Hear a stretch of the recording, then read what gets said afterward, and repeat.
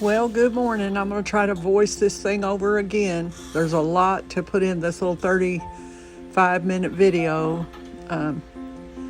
So you're right now looking at the CKC registrations of Paris and Bougie with their DNA certification numbers on their papers with my name as the owner redacted and part of Bougie's and Paris's names redacted, because you just don't want to give out all your information.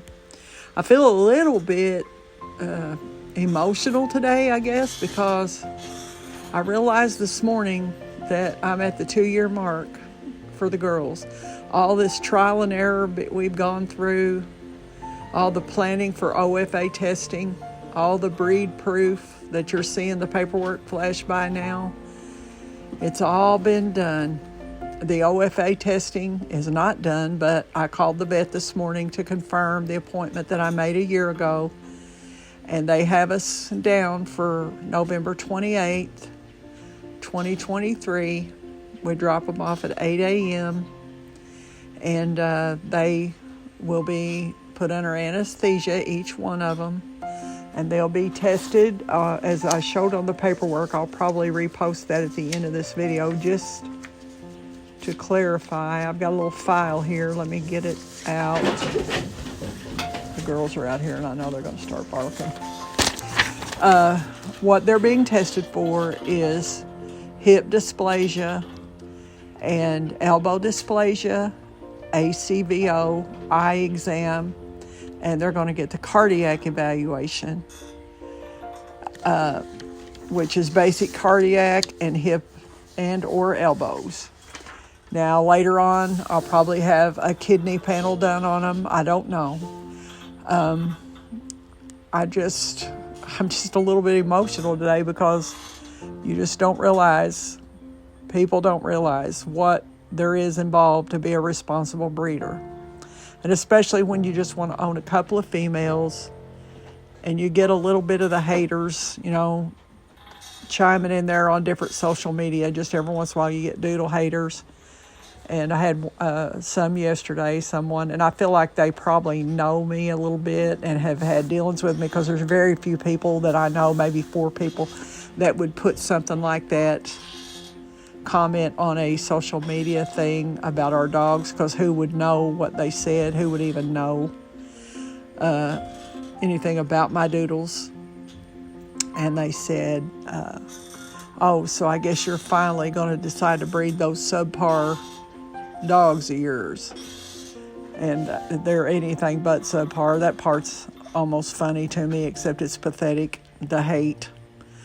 But anyway, it's kind of emotional for me today, because I know that we're finally at the end of this thing, and it's going to tell me whether or not they have puppies and whether or not they get spayed. I tell you, if I hadn't sunk so much money into it, I'd probably just spay them. But I'm gonna follow through with it and see what it says. Now at the vet's office, they said they do the testing, the X-rays, and all that stuff, and then they send it to OFA to be read, which I knew they would do that. But to be certified, OFA certified, your dog has to have the X-rays read by them. And I don't think there's a failing score, there's a poor score, and it tells you whether or not you should even reproduce these dogs if they have a poor score. And you don't want to pass these diseases onto your puppies, and it also gives you room to guarantee their health, the puppy's health. And so now that we've had all this done, and we've had them DNA tested for diseases and stuff like that, the numbers are on their CKC non-breed registration. At the end, I'll put those papers down again on the video, pictures of them, and let you see what the forms look like should you want to do it, and let you see that they are registered through CKC, non-breed, certified, health tested. Their microchip numbers are on there. And that leads me to expense. Now, if you've looked up anything about expenses on OFA testing, it's a lot of money. That's another reason golden doodles are so expensive. A lot of people nowadays just breed them and they don't spend any money on them. You'll see ads where they'll say they've had their first shots and their first wormer for sale, whatever, and then they've got sometimes $1,200, $1,900, $2,000 on them, but they're starting to sell them for around $800 or $900 when they haven't done anything to them. And that's why the market's flooded, and that's why they're starting to show up in shelters a little bit, not much, but I feel like that number will grow, and that makes them have little to no money involved. So if the mom's got worms, the puppies are going to have them when they're born. So that's why your females need to be vet checked often. That's expense. They need to be wormed with quality wormer. Ours get worm shots, which is expensive up front. They're over $100, but the wormer you give them by mouth is $150 for 6 months worth. And I don't feel like it's as effective because my girls will not eat those worm chews. So all 3 of my doodles get the worm shots now. And then they get wormer at home. And they go to the vet anytime they need to go. They're not sickly at all, but they have had ear infections, yeast infections, which is common in golden doodles. You have to keep their ears plucked out and dried, and you have to keep them, the hair like on the side of their face, under their ears, clipped short, or they can develop heat in there from summer heat and moisture and get ear infections. So they go to the vet for that. They have had just checkups, and then Boo had a red spot where her anal gland is on the outside of her body, like not by her tail, but on the outside, and she needed her anal glands expressed, which wasn't anything I neglected to do. It's just that her and Paris have large anal glands, and the vet told me I can bring her up there and have hers done, or they showed me how to do it, and so now they show me, and I'm doing it. Other than that, there's nothing health-wise that showed up in them at all, and their teeth are pretty, but the expense is more of vet bills and groomer bills and buying things to use for them at home so that where they live's comfortable. Dog beds, dog treats, good dog treats, not just junk dog treats, because that's bad for their skin and coat. Rawhide treats can just wad up in their intestines and kill them. So that's part of our expenses. The certification process, to get them certified, I had to research. I had to go back and get the paperwork on the parents because of these being a mixed breed. They didn't even give me that when they sold me the puppies, because they weren't going to ever have another litter of puppies. They just bred their house dog. And they are military people, and their neighbor was also on the military base. That was the male they used. So I got all that information together and got my girls CKC non-breed certified, just for proof for potential buyers of puppies. The expense also up front is my groomer supplies, my tub. I can't remember, it was $1,200 or $1,500. My groomer table was $600 and something, I think, on Amazon, but it is electric. It raises up and down. It saves my back. I've got literally hundreds and hundreds of dollars worth of groomer clippers and shears and clipper blades, spare blades, brushes. I've got a Chris Christensen brush that's really good to keep them from being matted. And they cost, when I got that one, it was $75. But I think you can get them a little cheaper now, and also you can get generic ones, and I do have those now because I think they prefer those over the Christensen brush. I wasn't trying to spend money on purpose. I was just trying to get them something good. A lot of this video, again, is about doodle expenses and why it costs so much money to, buy a doodle puppy. It's not anybody trying, I don't feel like they are trying to have a fashion statement or a status statement by owning a doodle. A lot of people own golden doodles. That's specifically what I have and what I like, is the golden doodle breed. I don't know why, I guess because I like the golden retriever personality, and I like the poodle non-shedding and the intelligence of both. So that's kind of why I started out with that. And but I paid for my female puppies. I did not have to pay for the breeding rights because the lady didn't mind to let me have them. In fact, I think she was happy that we were going to get the puppies because we are good pet owners, and anybody that knows us will tell you that. Whether they like us or not, they'll tell you that. If they don't, they're lying, because everyone knows. So here's a little update on the kittens that my son and his girlfriend took in. There's the one they kept. It's full. It's grown up a little bit.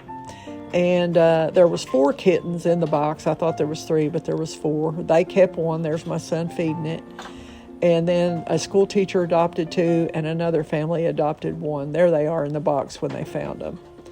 And one of the 2 that the school teacher adopted did pass away. It started having seizures, and it died. I guess it had just been out in the elements too long and almost starved to death when they found the box of kittens. Look how tiny that kitten is.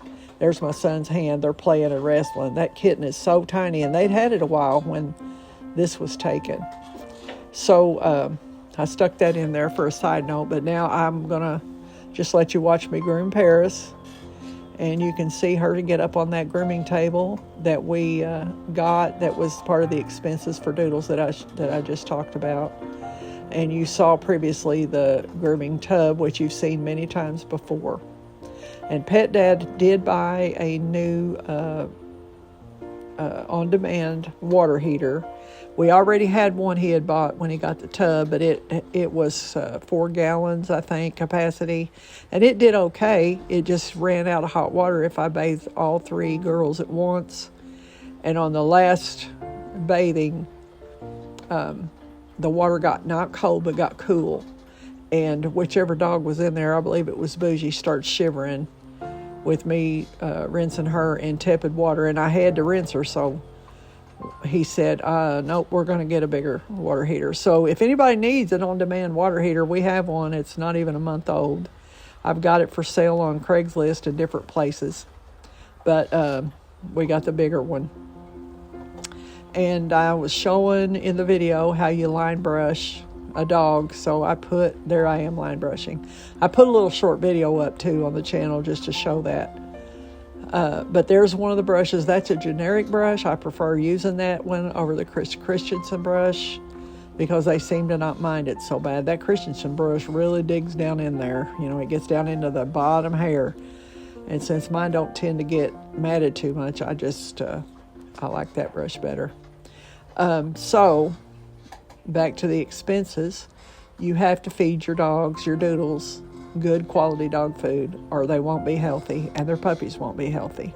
Ours have been on Hill's Science diet because we used to use a Taste of the Wild when we had just Roxy, because it was a good hypoallergenic food for our English bulldogs that we had then. And they have died from cancer, but we had Roxy on that. And since the girls, when we bought them, they were on Hill's Science diet, we just put Roxy over onto that. It smelled better, the food smelled better, and they don't really have allergy problems to where they need to live on salmon. And so food's going to be expensive. They used to go to the groomer every 4 to 5 weeks, and now I groom them. So that's kind of an expense we avoid, but it's not really, because we're still trying to break even on all these groomer tubs and things that we got, and tables and so on, which won't take long because when we took them to the groomer, Casey groomed all 3 of them with tip and all for, I think, $240, 280, something like that. It went up as they got bigger and bigger. When they were puppies, it wasn't that much. But as they got older, the price went up, and it was a fair price. I mean, she didn't even charge as much as some of these places do. But I just felt like I wanted to learn how to groom them myself. And I can do it, but it does wear me out. I have to do 1 dog per day or I just wear out. And I have to, this time I had to let Paris get down twice and take a break because my back was just so tired. Even though I don't have to pick them up anymore, they get right up on that table and I just raise it up with the electric lift. It's still rough on me. I'm an old woman, and it's rough on me. But other Doodle expenses, I had to buy a Dremel tool and clippers, which would be included in the tools to keep their toenails done. And I don't know. There's so many things that I've just noticed when I was looking through for paperwork to give to Pet Dad when he drops the girls off for their checkups, and I mean for their OFA testing. There's expenses for, register them. I've had a 6-week course, I believe, through Breeders Boot Camp to know how to be a responsible breeder, and I'm now a certified breeder through them. And I have access to that information anytime I want. But I think that class was around $400. I thought before it was $300, but I think it was $400 if you got the biggest course, and I did because I wanted to be sure I knew how to deliver puppies, how to do the umbilical cords. I wanted to know how to do all the testing and put them through the paces of, I think it's called ES&S, but you just acclimate them to textures and to uneven surfaces and thunderstorms and gunshots, and I shouldn't have said that word. They may flag my channel. And sounds of children, or you need to let children handle them. Being around cats, you just train them to do everything, and finally you housebreak them, hopefully before they go home. They're housebroken. And so I learned all that through Breeders Boot Camp. I've got the certification for that to prove. I don't think I took a picture of it. I think I forgot. But it's hanging on my wall in a plaque in there.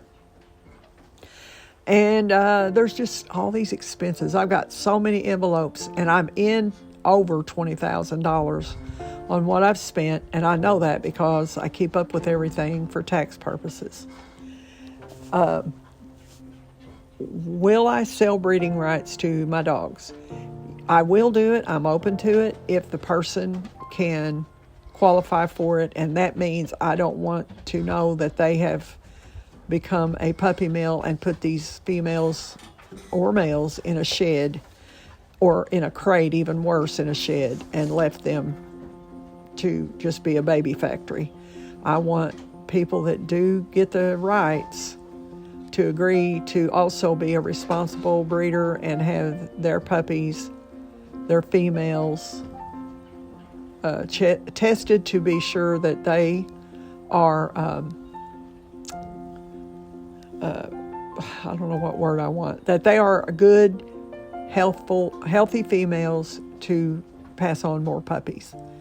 I don't even know what word I wanted to use right there. I do that. But anyway, that's all I've got a problem with. And also, when I do breed my girls, I'm going to breed them one at a time. I've said this over and over, but I'm going to only breed one at a time, and I'm going to have a list before I breed them of people that might potentially want a puppy.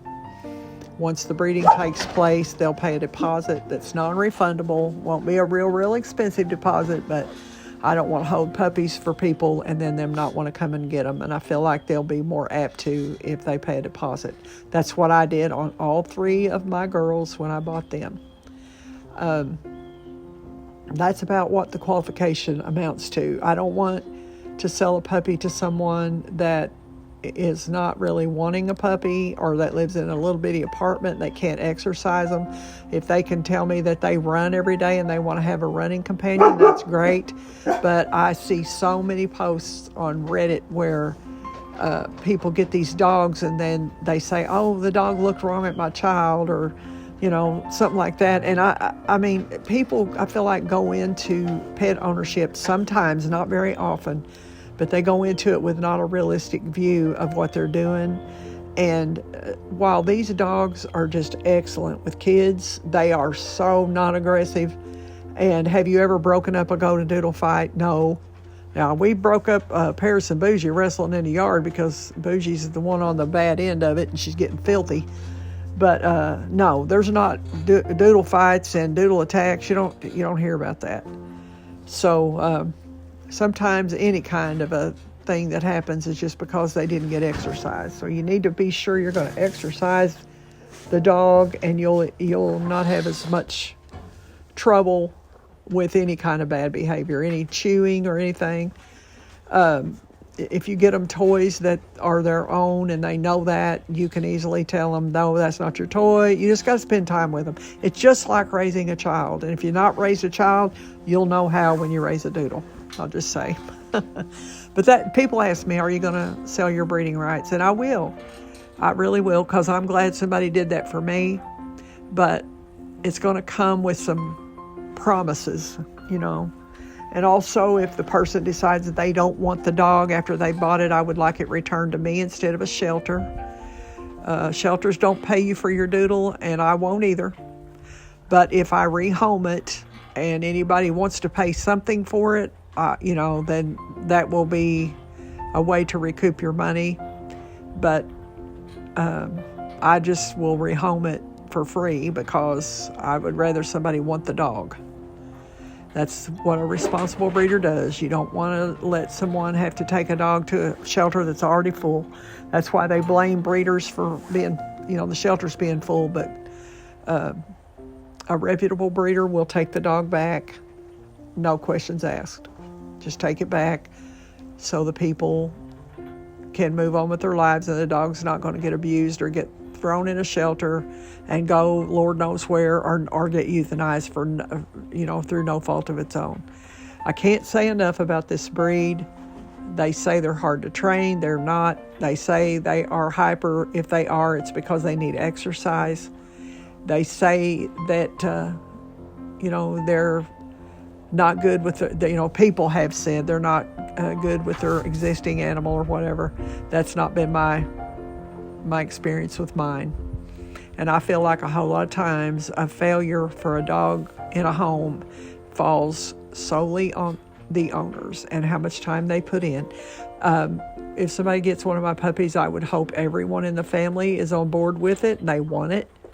That, one person wants it and the rest of them hate it and they don't want to help with it, because everybody has a new puppy when you get one puppy. It's everyone's responsibility, not just the child's and not just the mom or whoever wanted the dog. I think everybody should be on board, and that way everybody knows and loves the dog and everybody's not exhausted from the very demanding work of having a new puppy. But hopefully mine will go home housebroke, with the concept at least of housebreaking. Roxy came here and took no time to get it. I mean, the first time I took her outside, she pottied. She knew. I think they worked with her. And Paris and Bougie was the same way, even though I broke my leg the day we brought him home. And Pet Dad had a lot on him. So that may be an expense that you will have if you get a puppy, or if you buy one, is the breeder may either have to hire a puppy sitter to do the work for them and the dog walking for them, because they work outside the home like I do. But there is a lot of expense to raising golden doodle puppies, to breeding golden doodles. Mostly what I've spent money on, though, is their well-being and their health to be proven, and their vet bills if they're sick. which they are rarely, they only have ear infections so far. They're 2 years old. But it's just a little bit, it's a little bit of a emotional day for me, because I realized this morning when I got up and started checking that vet appointment for their OFA testing, that the time's here and they're 2 years old. I just can't believe it went by that fast. It's hard to believe. But they're going to a big deal vet clinic in a big city near me. And I don't know if they'll let us video anything. I'm not going to be the one that drops them off, because unless it snows that day and I'm out of school. But Pet Dad's going to take them down there with all the information that he could possibly need for that vet. They have got some of the information, but I wanted them to know what percentage of what they were. By the way, I'll just tell you that, by the way. Let's see. I've got their CKC registration here. And their OFA requirements for getting them tested. And then, okay, I have Bougie's, but not Paris's for some reason. Oh, yeah, I do have Paris. Yeah. Bougie is 65.8% poodle, standard poodle, and she's 34.2% golden retriever. That picture will be at the end of this video. Paris is 61.2% poodle and 38.8% golden retriever. So they are litter mates, but their percentages are just a little bit different. But I sent their embark testing off at the same time, and we had to redo Paris's because she chewed on the swab too much when I was doing it, and we had to do it again. And I don't believe they had any idea that they were litter mates. But that's who did that testing. We had our Ori vet to do the same testing, and I don't have that in front of me, but the percentages are pretty much the same. And they're a little bit off in the numbers, but that may not be an exact science yet. I just don't know. My voice is about to go out. So that gives you a rundown on the expense of puppies from Golden Doodles. And footnote here, if I didn't say, my plan is if we do breed puppies, it'll be around April or May and only one female.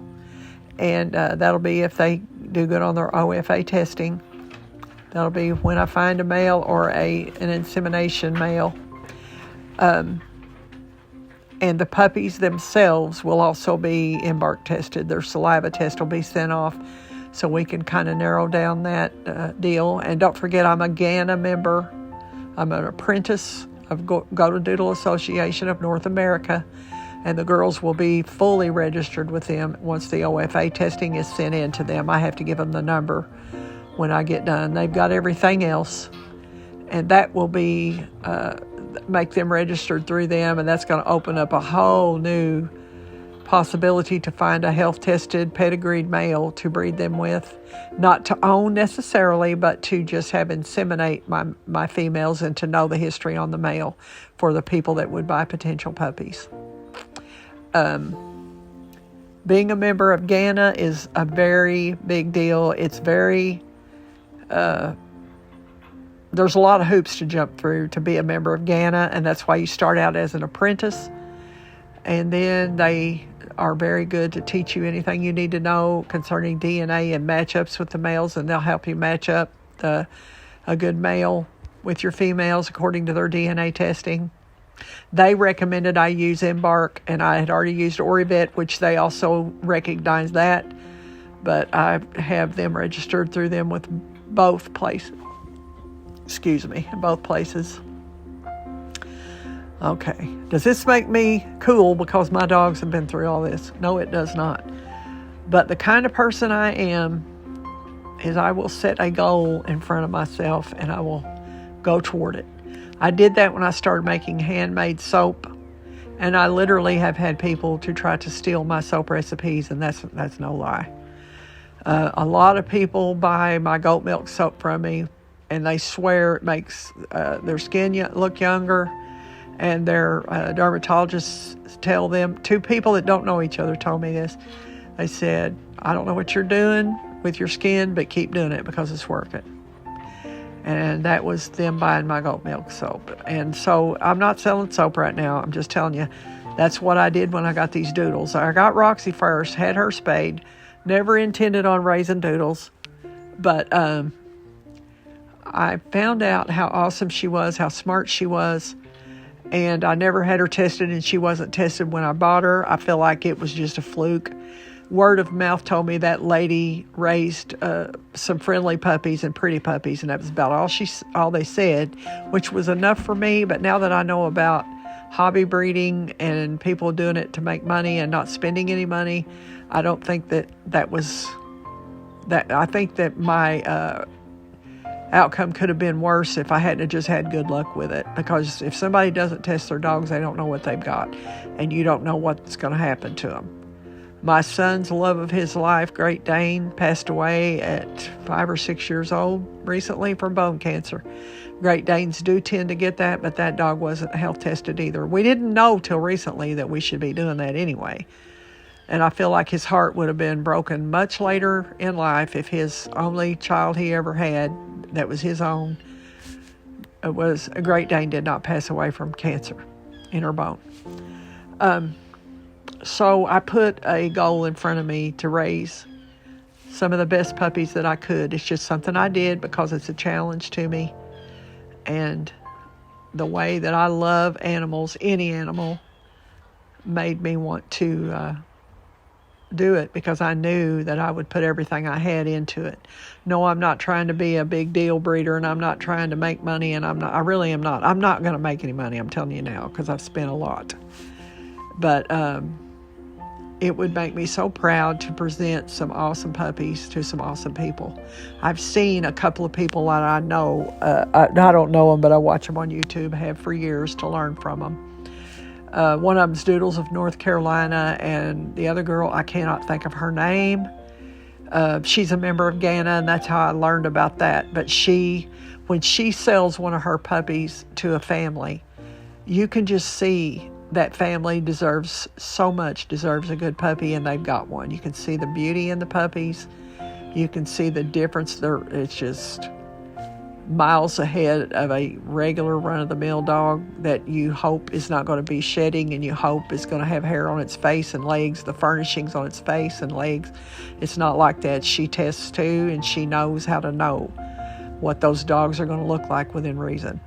And she's the one I learned all this from. I learned from all the people I could learn from. And that's what I've been doing for 2 years. I'm not trying to outdo anybody. I'm not trying to, make more money than anybody. I'm not doing that. It is not about money. It's about a challenge that I put toward myself and put in front of myself. Now, these girls won't have, if they have one litter and it don't work out, they won't have any more. One won't. It'll be one dog and one litter, and I'll just move on, because I'm not in it about money. This is my recreation. This is my hobby. This is my goal in life. If that makes me a hobby breeder, okay, but it makes me a responsible hobby breeder, and that my dogs don't live in a shed. They don't never get loved on. They don't get locked in crates for hours on end. They are treated as well as my grandchildren would be.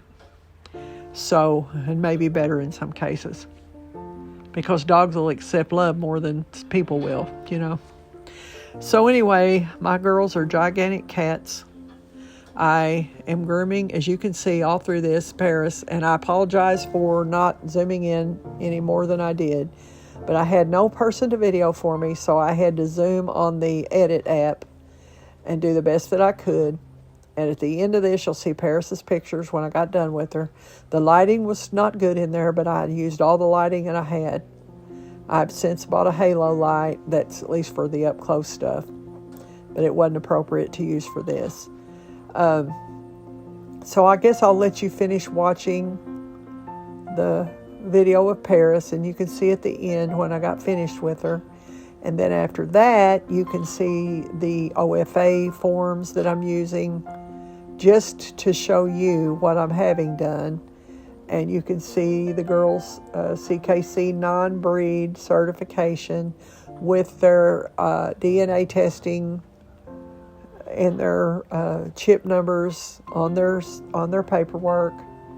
I have done absolutely everything I can do to produce quality doodles.